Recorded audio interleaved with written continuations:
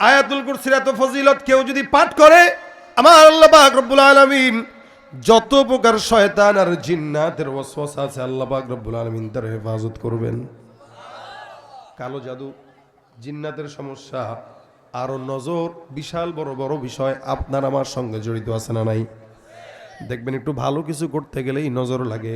আল্লাহ নবী বলেন আন নজরু হাক্কুন, মানুষের যে নজর আছে এই নজরটা সত্য। এই যে নজর থেকে বাঁচার জন্য, জিন্নাতের ওয়াসওয়াসা থেকে বাঁচার জন্য, শয়তানের ওয়াসওয়াসা থেকে বাঁচার জন্য আয়াতুল কুরসির চাইতে বড় কোনো আমল আর নাই। সিনাতু ওয়ালা নাওম। وقال النبي صلى الله عليه وسلم من قرأ آية الكرسي في دبر كل صلاة مكتوبة لم يمنعه من دخول الجنة إلا أن يموت أو كما قال عليه الصلاة والسلام. شكل الدروس شريف اللهم صل على محمد وعلى آل محمد كما صليت على إبراهيم وعلى آل إبراهيم إنك حميد مجيد.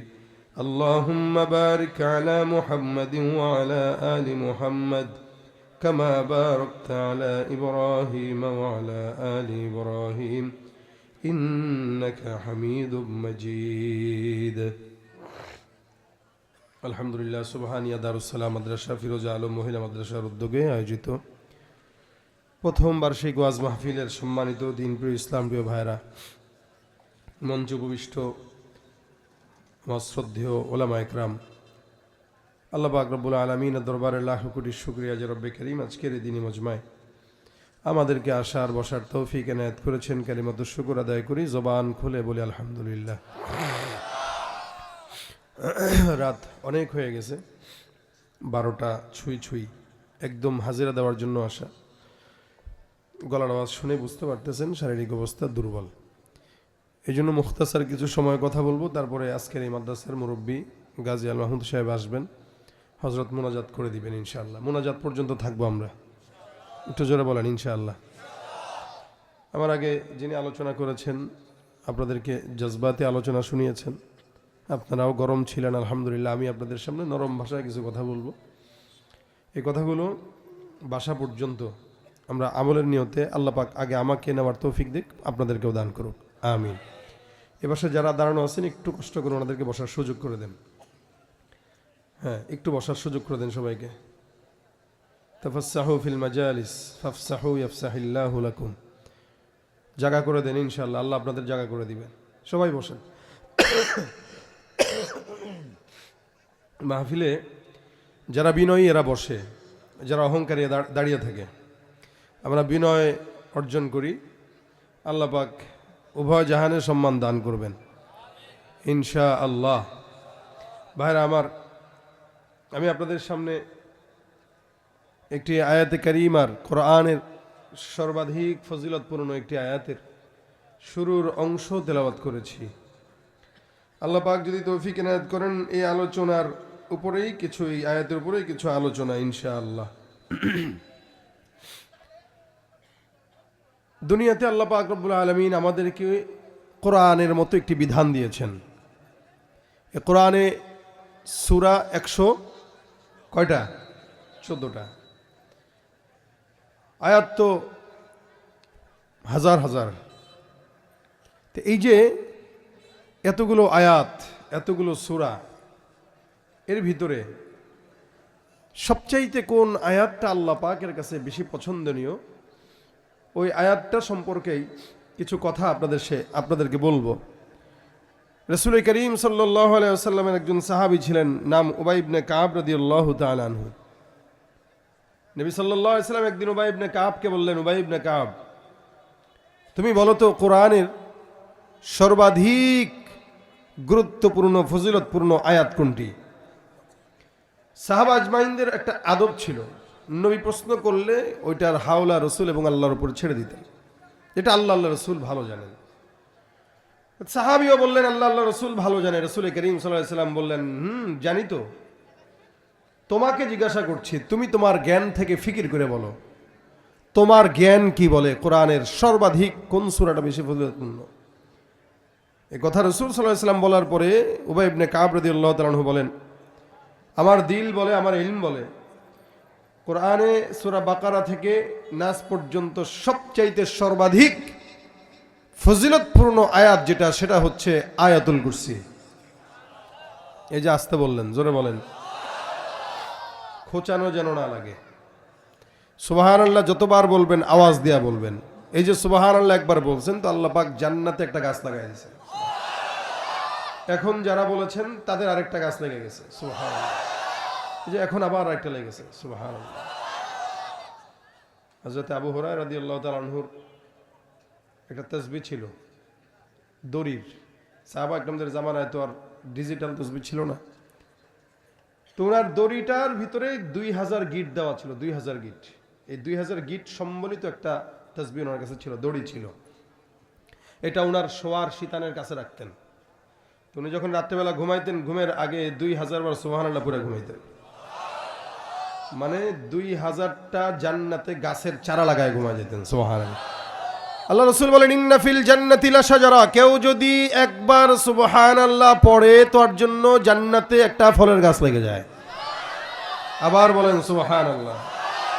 আমরা ফকিরের জাত বলেই বারান্দায় 10-15টা গাছের চারা লাগাই আর বলে এটা আমার বাগান। হ্যাঁ, 10-12টা বাগান গাছ, তাও ছোট ছোট, ছায়াও দেয় না, ফলও দেয় না, খালি ফুল ধরে আর ঝরে, ধরে আর ঝরে। আমরা কি আমার বাগান? মেহমান আসলে বাগান দেখবেন, বাগান, হ্যাঁ দেখেন। সে বাগান দেখায়, তাও কাকে? গ্রাম থেকে যে চাচি আসছে তাকে।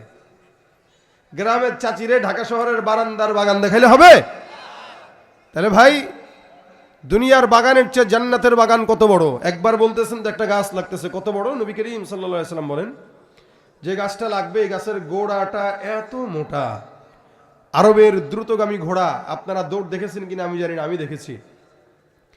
মদিনা থেকে মক্কায় যাচ্ছিলাম, তো এই সফরের ভিতরে হঠাৎ করে দেখি মরুভূমির মাঝখানে আমাদের বাসের পাশ দিয়ে একটা ঘোড়া দৌড় দিয়ে ঠাস করে চোখের পলকে চলে গেল। আর আপনারা জানেন আরবে গাড়ি না হইলেও মিনিমাম 120 কিলোমিটার চলে, রাস্তায় 120-140 দেওয়া। তো আমাদের গাড়িও 120-এ চলতেছে। তা আমি দেখলাম একদম ছুটে চলে গেল একটা ঘোড়া নিমিষেই। তার মানে সে মিনিমাম 200 কিলোমিটার আছে। তাগড়া ঘোড়া, পুরো একটা যুবক বসা। আমি ঘোড়াটার দিকে তাকায় থাকলাম, যতদূর দৃষ্টি গেল মনে হয় মিনিটের ভিতরে ঘোড়াটা আমাদের চোখের থেকে অদৃশ্য হয়ে গেল। এটা বর্তমান সময়ের আরবের ঘোড়ার কথা বলতেছে। নবী করিম সাল্লাল্লাহু আলাইহি ওয়াসাল্লামের জামানার আরবের ঘোড়া তো আরো বেশি তাগড়া ছিল। রাসূল বলেন, 100 বছর যদি লাগাতার কোনো ঘোড়া দৌড়ায়, এই জান্নাতে যে সুবহানাল্লাহর আওয়াজের কারণে গাছ লাগে, ওই গাছের গোড়াটা শেষ করতে পারবে না।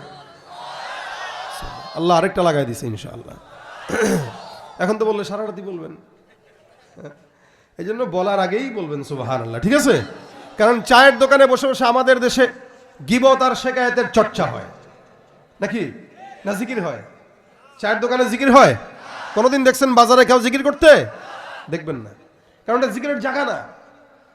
লেকিন মাহফিলে আসলে অন্তত এই উসিলায় বলা হয়, এই কারণে বললেন আল্লাহ যেন আমাদের জবানের সুবহানাল্লাহ গুলো জান্নাতের বাগানে গাছের উসিলা বানায় দেয়।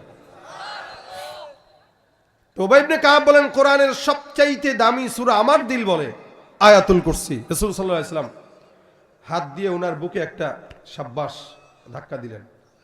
হ্যাঁ, তুমি যেটা বলছো এটা রাইট, তোমার ইলমে আল্লাহ বরকত দেখ। কোরআনের সবচাইতে ফজিলতপূর্ণ আয়াতটাই আয়াতুল কুরসি। শুধু তাই না, আল্লাহ নবী সাল্লাল্লাহু আলাইহি ওয়াসাল্লাম বলেন, কোরআনের সর্বাধিক চূড়া একটা আছে। যদি কেউ পাহাড়ে যান দেখবেন পাহাড়ের অনেক বড় চূড়া হয়, কিন্তু গোটা পাহাড়টা জুড়েই কোনোদিন চূড়া হয় না। হিমছড়ি পাহাড় যাবেন খাগড়াছড়িতে, পাহাড়টা অনেক বড় বিস্তৃত, কিন্তু চূড়া আছে একটাই। আল্লাহ নবী সাল্লাল্লাহু আলাইহি ওয়াসাল্লাম বলেন, পাহাড়ের যেমন চূড়া আছে, কোরআনের একটা চূড়া আছে। কোরআনের চূড়াটাই হলো সর্বোচ্চ চূড়াটা হলো সূরাতুল বাকারা, আর সূরা বাকারার সর্বোচ্চ চূড়াটাই হলো আয়াতুল কুরসি। গোটা কোরআনের চূড়া হইল সূরাতুল বাকারা, আর সূরা বাকারার চূড়া হইল আয়াতুল আল্লাহ নবী সাল্লাল্লাহু আলাইহি সাল্লাম বলেন এটা আয়াতুল কুরসির ফজিলতপূর্ণ আয়াত। আমার আল্লাহ পাক রব্বুল আলামিন আয়াতুল কুরসিকে একটা সুন্দর জিহ্বা দিয়েছেন, দুইটা ঠোঁট দিয়েছেন। সুবহানাল্লাহ। আপনার আমার যেমন ঠোঁট আর জিহ্বা আছে, আল্লাহর নবী বলেন আয়াতুল কুরসির একটা ঠোঁট, দুইটা ঠোঁট, এক জিহ্বা আছে। আয়াতুল কুরসিটা আল্লাহর আরশের নিচে বসে বসে আমার মাওলার জিকির আদায় করে। আল্লাহ পাক রব্বুল আলামিন এই আয়াতটা অনেক দামি আয়াত বানিয়েছেন। এ মুসলমান, এই আয়াতটাকে ইসমে আজম বলেছে। ইসমে আজম যেরকম কাজ করে, অনেক মুফাসসিরিন ইকরাম বলেন এই ইসমে আজম পরে অনেক বান্দারা আকাবিররাও এমন এমন অসাধ্য জিনিস যেটা আল্লাহ পাকের দয়ায় ইসমে আজম তেলাওয়াত করে সাধ্য করে ফেলেছেন। এখানে আল্লাহ পাক রব্বুল আলামিন ওনার পরিচয় তুলে ধরলেন। আমার আল্লাহ পাক ডাক দিয়া বলেন আল্লাহু লা ইলাহা ইল্লাহু, আল্লাহ যিনি এমন একজন রব, ওই রব যার সঙ্গে কোনো ইলাহ নাই, যাকে ছাড়া আর কোনো ইলাহ নাই, যার সঙ্গে অন্য কোনো শরীক কোনোদিন কেউ করতে পারবে না। এই আল্লাহ এমন একজন কুদরতওয়ালা রব। আয়াতুল কুরসির ভিতরে আমার আল্লাহ পাক রব্বুল আলামিন সম্পূর্ণ তার শান আর মান মর্যাদা বর্ণনা করেছেন। আয়াতুল কুরসির ফজিলত নিয়ে আপনার আমার পয়গম্বর মুহাম্মদুর রাসূলুল্লাহ সাল্লাল্লাহু আলাইহি ওয়াসাল্লাম বলেন, আমি আপনাদেরকে প্রশ্ন করি, বলেন তো জান্নাত যেতে চান তো ইনশাআল্লাহ? কারা কারা চাই? আল্লাহ আল্লাহ আজকের এই মজমায় সবাইকে একসাথে জান্নাতে রাখো। আমরা চাই যে জান্নাতের বাগানেও যেন আপনাদের সাথে আমাদের দেখা হয়। আল্লাহ পাক রব্বুল আলামিনের হাবিব বলেন জান্নাতে যাওয়ার হাজারো রাস্তা আছে। এই হাজারো রাস্তার ভিতরে কিছু রাস্তা সহজ, কিছু একটু কঠিন। যেমন আপনাদের এই গাজীপুরে আসতে গেলে সারা বাংলাদেশ থেকে বহুত রাস্তা আছে। এদিক দিয়ে আসা যায়, ওদিক দিয়ে আসা যায়, ওদিক থেকে আসা যায়, চতুর্দিক থেকে আসা যায়। কিন্তু সবচেয়ে আসান তরিকা যে হেলিকপ্টার উঠে যাবে সে আসতে পারবে ঢাকার থেকে 5 মিনিটে। জান্নাতে যাওয়ার হাজারো রাস্তা আছে। অন্যান্য আসান তরিকার ভিতরে নবী একটা আসান তরিকা শিখাই দিতেছেন, বলবো? রাসূল সাল্লাল্লাহু আলাইহি ওয়াসাল্লাম বলেন, কেউ যদি জান্নাতের সহজ তরিকায় যেতে চায়, 5 ওয়াক্ত নামাজের পরে যদি কেউ পড়ে ফজরের নামাজ, জোহর, আসর, মাগরিব, এশা, 5 ওয়াক্ত নামাজের পর কোন ইমানদার বান্দা যদি আয়াতুল কুরসি পাঠ করে, আল্লাহর নবী সাল্লাল্লাহু আলাইহি ওয়াসাল্লাম বলেন, মান ক্বারা আয়াতুল কুরসি ফি দুবুরি কুল্লি সালাতিন মাকতুবা লাম ইয়ামনাহু মিন দুখুলিল জান্নাতি ইল্লা আইয়ামুত। আপনার আমার নবী বলেন, ইমানদার বান্দা যদি 5 ওয়াক্ত নামাজের পর আয়াতুল কুরসি পড়ে, মৃত্যু ব্যতীত ওই বান্দাকে আল্লাহর জান্নাতে দিতে কেউ বাধা দিতে পারবে না। তার মানে এই যে জমিন, এই যে জান্নাত, মাঝখানে একটা পর্দা যেটার নাম মউত। পর্দা ছিঁড়বে আর সোজা সোজা জান্নাতে ঢুকে যাবেন। 5 ওয়াক্ত নামাজের পরে এটা পড়লেই ফজিলত। রাসূল বলেন সোজা বিনা হিসাবে জান্নাত। এত বড় একটা ফজিলতপূর্ণ আমল আপনার আমার পয়গম্বর শিখায়া দেয়, যার কারণে গোটা উম্মতরা কিয়ামত পর্যন্ত আমল করে। যদি আল্লাহর নবী সাল্লাল্লাহু আলাইহি ওয়াসাল্লামের কথা অনুযায়ী ওই বান্দাটা জান্নাতি হবে। এ মুসলমান, যদি নামাজ পড়ার অভ্যাস থাকে তাহলে 5 ওয়াক্ত নামাজের পরে আয়াতুল কুরসির দরকার আছে না নাই? আমাদের দেশে তো নামাজই খুঁজে পাওয়া মুশকিল। এখন শীতের সময় চলে আসতে ফজরের নামাজের মসজিদের দিকে তাকাইলে যদি দেখা যায় মনে হয় এদেশে কোনো ইমানদার নাই, মুসলমান নাই।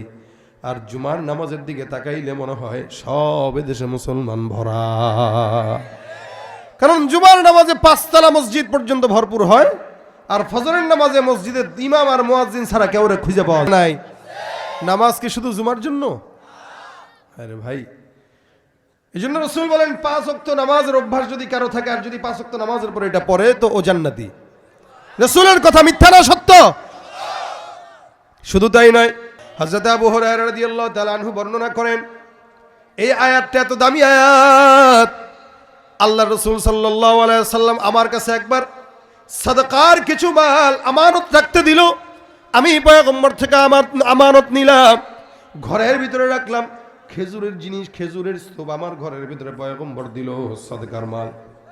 আমানত রাখতে দিলে এটার খেয়ানত করা ইমানদারের আলামত নাকি মুনাফিকের আলামত? আবু হুরায়রা রাদিয়াল্লাহু তাআলা আনহু বলেন, আমাকে আমানত দিলেন রাখার জন্য।